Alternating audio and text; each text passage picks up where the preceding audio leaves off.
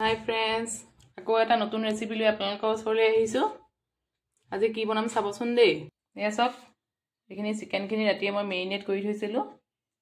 এফালে পিয়াজ কুটি লৈছো। দেখিছেনে? আৰু এফালে আদা, নহৰু আৰু এটা কেঁচা জলকীয়া ধুনীয়াকৈ পিচি লৈছো। মাংসখিনি ধুনীয়াকৈ মেৰিনেট কৰিয়ে থোৱা আছে। এফালে এতিয়া এখন কেৰাহী পাতি লৈছো। এটা কেৰাহীখন গৰম হ'বলৈ দিম। এতিয়া ইয়াত দিলো মিঠাতেল। আপোনালোকে বা মোৰ ৰেচিপি ভিডিঅ'বিলাক চাই নাই চাবচোন, ভালেই বনাও, আপোনালোকে চাব কেতিয়াবা কেতিয়াবা। এয়া সব এতিয়া তেলখিনি গৰম হৈছে। এতিয়া ইয়াত দিম এইকেইটা সব ইলাচি, লং, অকণমান দালচেনি দিব লাগিব ৰ'ব। এয়া সব অকণমান দালচেনি। এতিয়া এইখিনি তেলত দি দিম।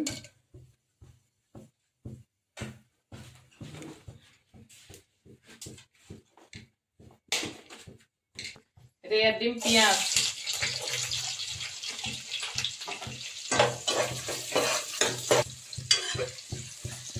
এতিয়া পিঁয়াজখিনি ধুনীয়াকৈ ৰঙা হোৱালৈকে ভাজি থাকিম। এতিয়া এটা বাতি লৈছো, বাতিটোত দিম অলপ জিৰা গুড়ি, অলপ দিম ধনিয়া গুড়ি। মই সানৰাইজৰ মছলা ইউজ কৰোঁ, এইটো খাবলৈ বহুত টেষ্টি। আৰু লগতে অকণমান দিম চিকেন কাৰী মছলা।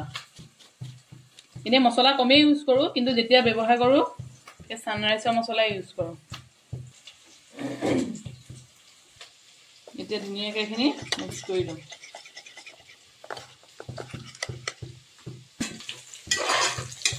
এয়া সব পিঁয়াজখিনি ধুনীয়াকৈ হৈছে।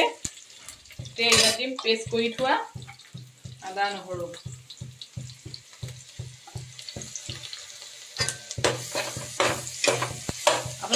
আপোনালোকে বা এনেকৈ কি কৰে, মই মিক্সি বাতিটো এনেকৈ পানী অকণমান দি পেলাই দি দিওঁ আৰু নষ্ট নকৰোঁ আচলতে।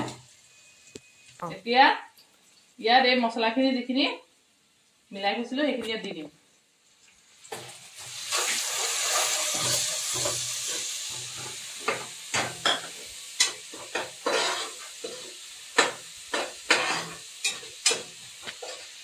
অকণমান ইয়াত কালাৰৰ কাৰণে হালধিও দি দিম।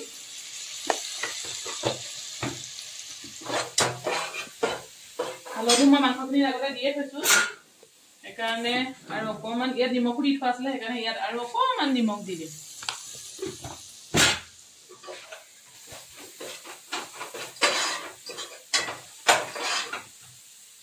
এতিয়া মেৰিনেট কৰা মাংসখিনি ইয়াত দি দিম।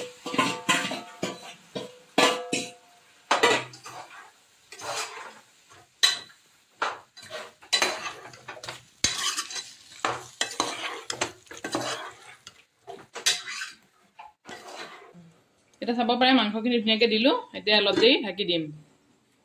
ধুনীয়াকৈ ঢাকি পেলাই 15-20 মিনিট এনেকৈ থৈ দিম। এতিয়া নালাগে আৰু পানীখিনি ধুনীয়াকৈ শুকোৱাৰ পিছত আচলতে মাংসখিনি ভাজি ভাজি ধুনীয়াকৈ বনাম। এতিয়া চাব পাৰে 15 মিনিট হৈ গ'ল। আমি এতিয়া ঢাকোনটো দাঙি দিছোঁ। সেয়া চব ধুনীয়া হৈছে। বৰ বেছিকৈ লৰাই থাকিব নালাগে আচলতে, অলপ যে এনেকৈ থৈ দিব লাগে। মাংসৰ পৰা পানী ওলায়ে। এয়া চব এতিয়া কি ধুনীয়া হৈছে দেখি। লগতে আলুও কাটি থৈছোঁ, আলুখিনি দিম। এয়া মাংসখিনি বহুত ধুনীয়া হৈছে।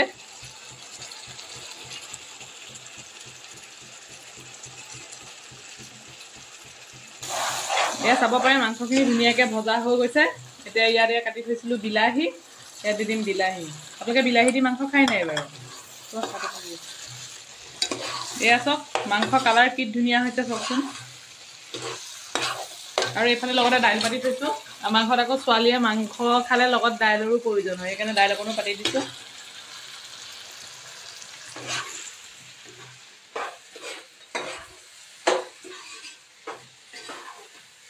এনেকৈ ভাজি ভাজি মাংসটো বনাবচোন, খাবলৈ খুব ধুনীয়া হয়।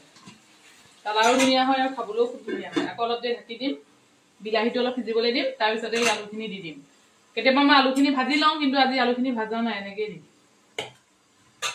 এতিয়া চাব পাৰে বিলাহীখিনি সিজিছে, বুজিছেনে? কি ধুনীয়া কালাৰ আহিছে। এতিয়া ইয়াত আলুখিনি দি দিম। এতিয়া আলুখিনি আধা সিজালৈকে ধুনীয়াকৈ ভাজি থাকিম আকৌ এতিয়া চাব পাৰে ধুনীয়াকৈ মাংসখিনি হৈয়ে গৈছে আৰু আলুও ধুনীয়াকৈ সিজিলে বৰ বেছি আজি জোল নকৰোঁ আজি এনেকৈয়ে বনাম আপোনালোকে যদি মোৰ ভিডিঅ'বোৰ ভাল পায় তেতিয়াহ'লে মোৰ পেজটো ফ'ল' কৰি দিব আকৌ আহিম নতুন এটা ভিডিঅ' লৈ আপোনালোকৰ মাজলৈ ধন্যবাদ